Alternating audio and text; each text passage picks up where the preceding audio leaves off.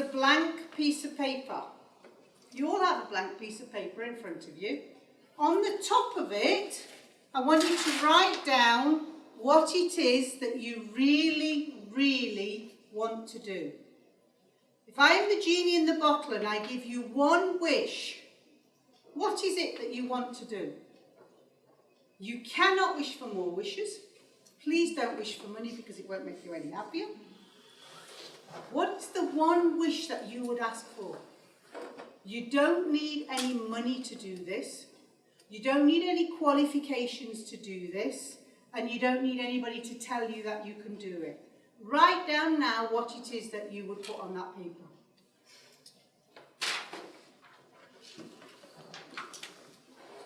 You can stop, because I can tell you, look, I've got this.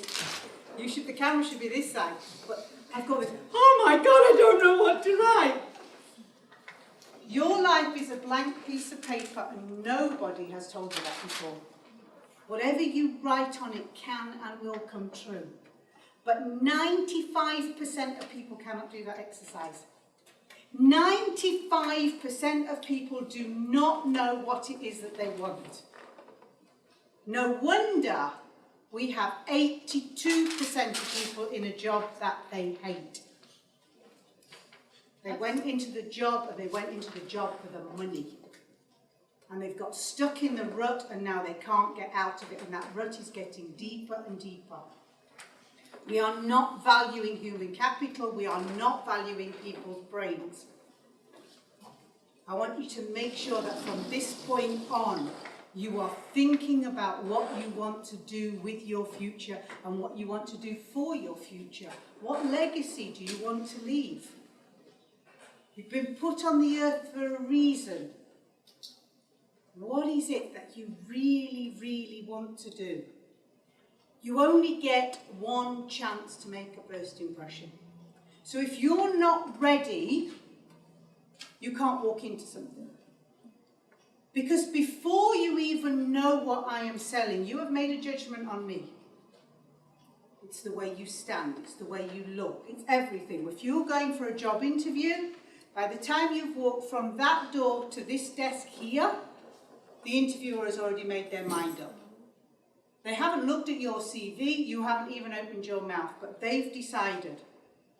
So as these are skills that we can teach you, okay, you can do all of this. The one thing I cannot teach you is to believe in yourself. If you don't believe in yourself, nobody else is going to believe in you. That's as simple as it gets. And if you don't know what it is on your piece of paper, if you don't know where it is that you want to go, how are you going to get there? And that's all about your self-belief. Every morning from today, even starting tonight, get home, look in the mirror and go, I am the best. When you get up in the morning, go, I am the best. Watch what happens. Your whole body language will start to change over a period of time. And don't tell me it doesn't work, because I've seen it work with hundreds of people who are still doing it after my little lessons. It really works, but you will start to notice it. How do I know all of this works? Here's my story. Age of 16, my dad told me that business is no place for a woman. All Indians are going to be doctors, dentists or pharmacists. So I got packed off to Portsmouth Polytechnic to do pharmacy. It took me 3 months and I dropped out. It wasn't what I wanted to do. Here's the thing, you're all very young at the minute, so you haven't got kids, or some of you have got kids and they're little ones. Please, please don't make your kids do things they don't want to do. Guide them, yes, but don't make them do things they don't want to do. Age of 19, I had an arranged marriage. I arranged it because my parents didn't agree with the choice of the boy. An Englishman, 12 years older than me, already been married once before. Of course, you know what it's like, we know best. So, got married. Parents wouldn't speak to me after that. I got married on my own. My choice, my decisions, my responsibility. Age of 23. This one will resonate with Anna. Sitting in the bank manager in the bank meeting for my assessment because my bank manager was my boss. Madi, you're over-enthusiastic for the job. How can anybody be over-enthusiastic for a job, and a banking job at that? Oh, sorry for those of you who work for the bank. We don't value what people have to offer. So I took my enthusiasm, and I now have 2 beautiful daughters. Age of 28. I was told I would never succeed in anything that I wanted to do because I was a woman. That is by my now ex-husband. Yes. The reason he's my ex-husband is because he put me on the floor and he kicked me. And he repeatedly kicked me. And for 2 days I couldn't move off the floor. He did it in front of my 4-year-old daughter. Now I'm lying there at the age of 29. The whole of my life people have told me that I couldn't achieve, that I had no value, that I had nothing to offer the world, except maybe to make babies, maybe to do some cooking and cleaning. I had a choice. Either I'm going to lie there and be a victim for the rest of my life, or I'm going to get up and be a change maker. That's what I decided to do. The issue is, I have no qualifications. I have no skills. I have no training. I have no formal competences.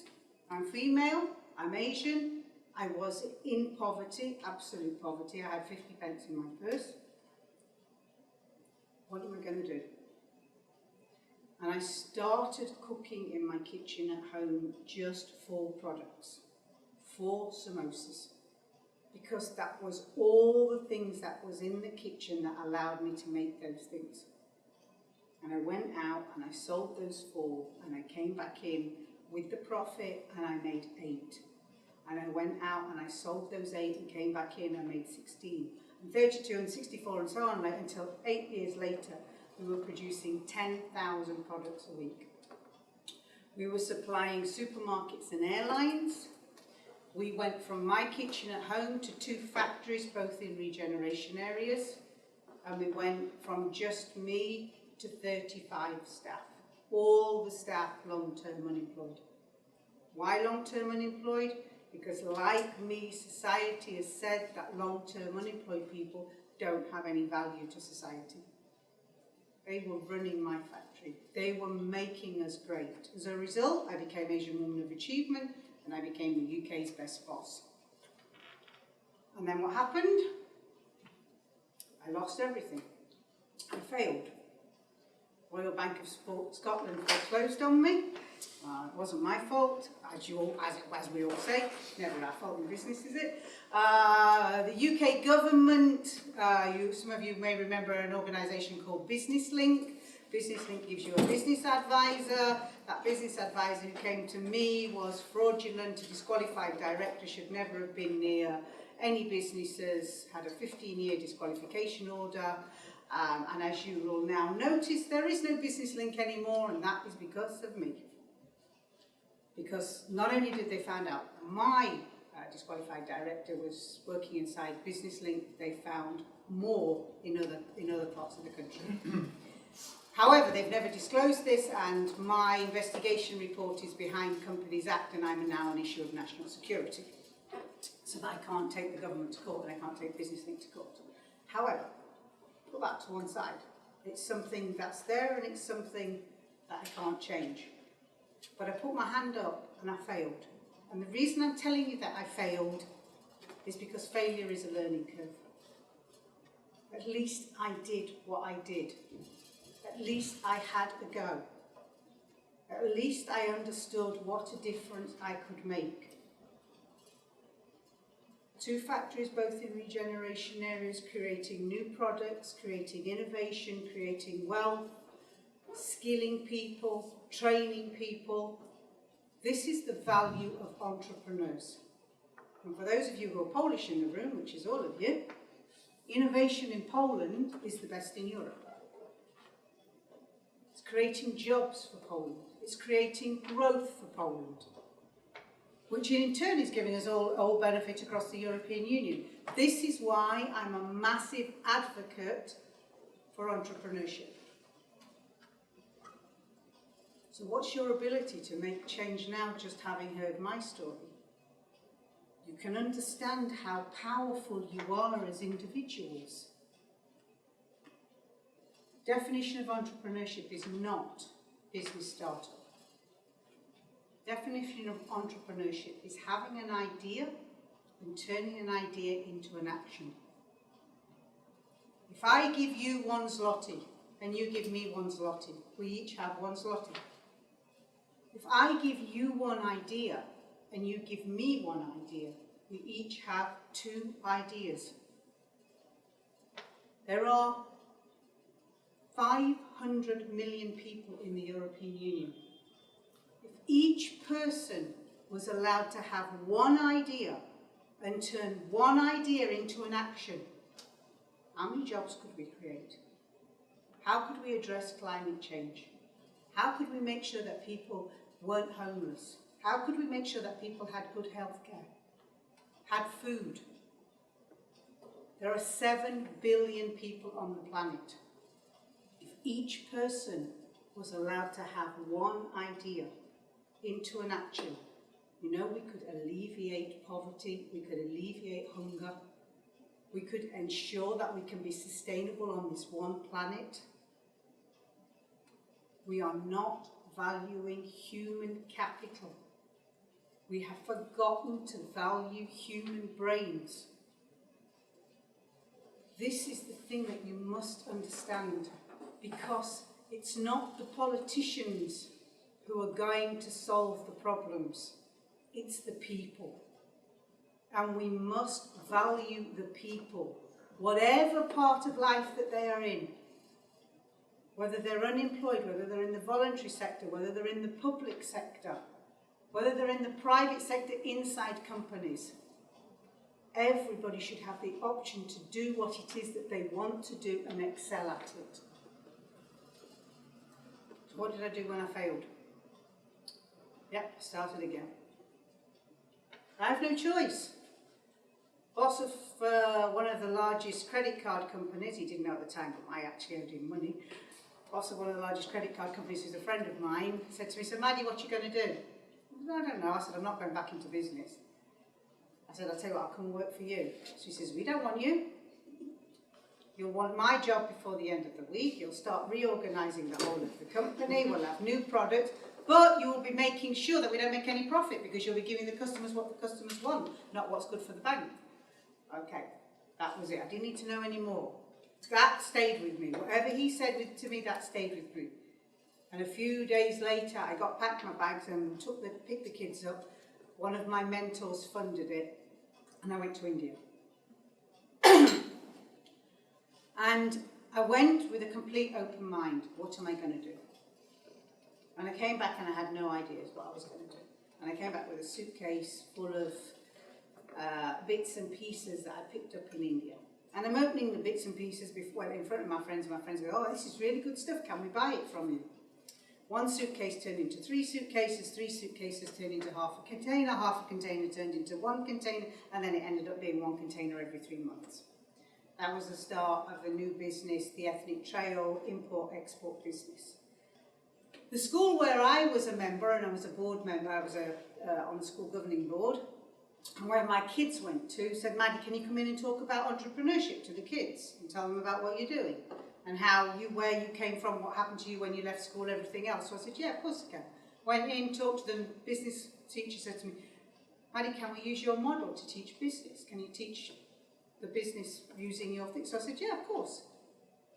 Start of the next business, entrepreneurship extraordinary education. Started to teach the kids how to do business without business plans.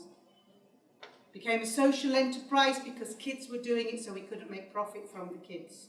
We now set it up that we make profit from the work that we do there, and we fund a child through education in India as a result of it. Social enterprise. Also another kind of enterprise, but really, really valuable. Somebody then said to me, hey Maddie, come on, you know this person and this person, can you introduce us? Yeah, of course, I've been introducing everybody for nothing for years. Yeah, but I can charge for this now. Do you know how much it is if you introduce somebody to a Member of Parliament? Do you know how much you can ask for? £250,000. Yep, just for an introduction. Do you have to whisper a good word? Sorry? Do you have to whisper? No. No, you just have to be able to introduce somebody. You have to find who wants who, where. Who wants who, where. So that's what we do. We put people together around the world. Now you can say, I can tell you, we can put anybody together anywhere. So I'm doing this lecture on a regular business and people go, yeah, come on, she doesn't know anything about anything, really. I don't. I will tell you, I know nothing. I know people everywhere. I have to remember where they are. You tell me you've got something and I'm interested. You tell me you're looking for something and I'm interested. Next question is, are you willing to pay for it? Businesses are willing to pay for it if they get the right person. But you see, my mind is now so open that I'm doing a session in a school in Croatia, in Zagreb, to 14 to 16-year-olds. And I'm doing this exact same lecture. And I put a problem up on the board. You're going to do it in a bit. This is how I'm picking my brilliant people at the minute. Put a problem up on the board. Nobody can solve it. So I said to the kids, okay, I'll give you 10 kuna, which is probably €2 or €3, for the person who can solve it. Nobody solved it apart from this guy stuck his hand up and said, I've done it. I said, okay, did you know how to do it before? He said, no. I said, okay. I had to give him 10 kuna. So at the end of the lesson, he came and he said, can I have a coffee with you? So I said, yeah, in exchange for 10 kuna, yeah. So we were at the headmaster's room, sitting there, and I'm talking to him, and I said, so what do you teach? No, I don't teach anything. He said, my friend runs a radio station. The radio station was advertising Kava with Madi, which is coffee with Madi. And I had this gut feeling I had to come and see you. Now, when somebody tells me they have a gut feeling, they're switched on, like I'm switched on. So I'm sitting there and I'm like, okay, so tell me what you do. And his brain is here. And he's telling me what he does, and I don't get it. And it's, okay, thank you very much, nice to have a coffee, everything else. But something is sitting inside my stomach. So I went home. 3 months later, I'm actually back in Zagreb. So I called him, I said, come on, let's have another coffee. Had another coffee. An hour and a half later, I still don't get what he's talking about.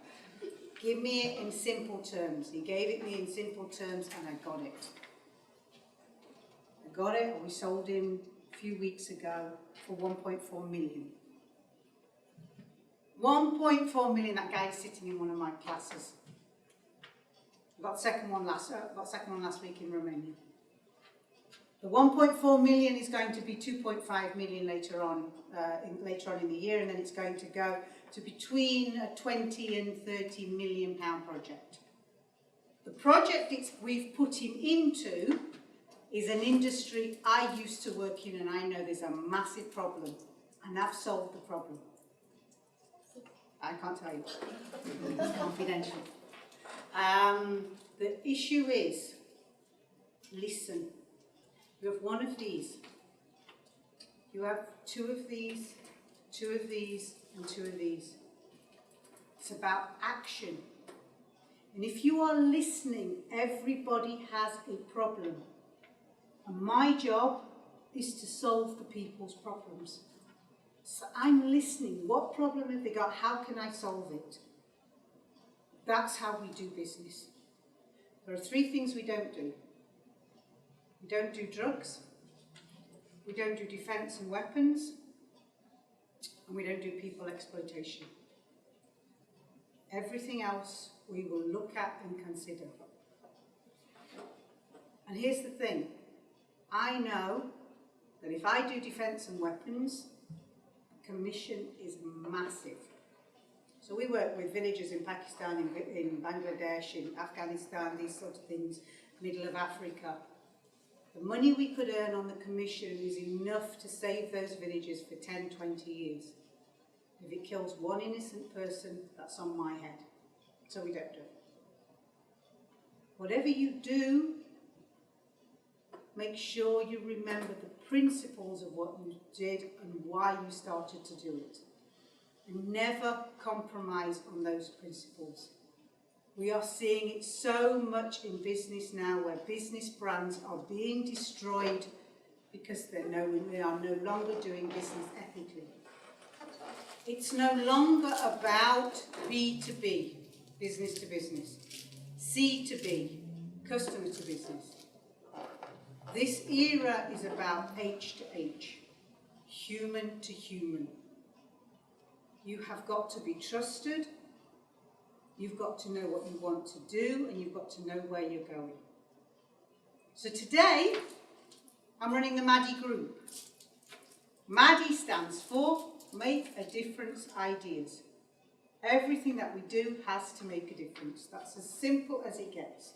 If I don't make a difference to one person in this room tonight, my day on the earth was wasted. That's how simple it gets to me as justification. The Madi Group, we have 8 companies, 8 international companies and organisations. We're across the world. We have profit-making companies. Those profit-making companies, we use the profit to have social enterprises. Those social enterprises also make money and are sustainable, and we also create profit to have NGOs. Those NGOs also have to be self-sustaining through projects or financing or sponsorship or whatever, but they have to be sustainable. If you don't have something that's sustainable, you don't have something that has a future. That's what the Madi Group does. That's how we work. I have a business card. You will notice it is brown. Why is it brown? Because we think outside the box. It's brown because nobody else's is brown. So you can find mine much easier. It's also made of handmade paper. It's sustainable. Reflects what we do. My name is Madi. I worked out if Versace and Gucci and Yves Saint Laurent can do it, so can I. So I registered my name as a trademark. Nobody else can use it. Did you ever think to register your name as a trademark? Do you know what it means? It means I'm putting my neck on the line every single time I do a trade or a deal. Every time I talk to somebody. Because you're now knowing me as my brand. And a brand has a value. A brand is the DNA of a company. It's everything that runs through your veins. There's an Om, the Hindu sign, on the top of my name. That's because I'm a Hindu. I don't want you to become Hindus. You can if you want. It's a great religion, great way of life. But it's to remind me to be ethical in everything that I do. Whatever it is that you're going to do, please think outside of the box. Please don't do the standard things. Please don't go, is the answer yes or no? Or is the answer A or B? You have to go all the way through to MNOP. Where are the solutions?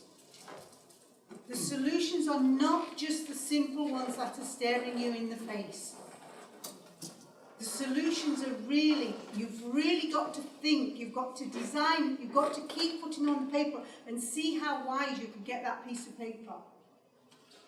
Because it's not simple solutions anymore. And the most important thing is, you've got to work out what you also want to do with your lives. And it's not a yes or no. You have to be employed and you have to get a job because it's advertised in the paper and that's the job you have to apply for. People are really surprised. I teach young unemployed people as well. When I turn around and ask how many of them actually went to knock on the door of a company. Yeah, but are you allowed to do that, miss? Yeah, of course you are.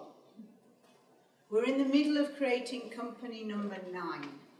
Company number 9, is off the record, but please don't publicise this, is about a recruitment agency based on no CVs.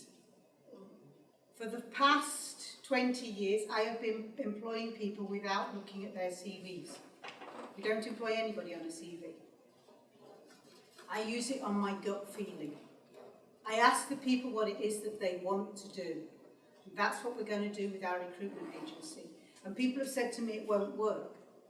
And I've sat with CEOs of massive, massive organisations. And I've said to them, if I bring you somebody who really, really wants to work for you, will you take them? So he says, yeah, Maddie, of course. So I said, but will you take them without looking at their CV? So he says, no, Maddie, we can't. So I said, well, why? Because they have to have qualifications. Why do they have to have qualifications? Because we've set the standard that they need to have certain qualifications to do this job. Why? And you know what it comes down to? Because that's the way we've always done it. The HR, I hope none of your HR directors in here, but if you are, I'm sorry. The HR director has no idea what it's like to do the factory floor job. And yet she or he is the one who's employing the people. If a person really, really wants to work for a company and really wants to do something, they will excel at it. We have 9 companies because each one of my employees has come with a new idea. The girl who works for me in Macedonia, this is no joke, I didn't even see her before I employed her. The rest of my team told me how good she was, but that she was being mobbed at work and she was almost suicidal. And I said, okay, we have to help her. And they said to me, Maddie, she will really help you with your commercial side. She's now head of execution, that's her title in the business. She makes sure the documents are done, filed, everything's on time. She's brilliant. I will admit I cannot do without her. The guy who's our lobbyist, so we have a guy who's doing lobby work for us in Brussels. He lobbies on behalf of women. When a young guy goes in and he's lobbying for women, it works brilliantly with the MEPs. They love it. We got into a legal issue with one of our clients. We needed an IP lawyer, and he stands up behind me and goes, hey, Maddie, I'll pick that one up. I'm an IP lawyer. What? Yes, I'm a lawyer from New York. The guy was unemployed in Greece when we took him on. We just offered to help him out. I didn't know he was a lawyer. Okay, you can say that's my weakness, but it's also my strength in making sure that we are using people to the best of their abilities.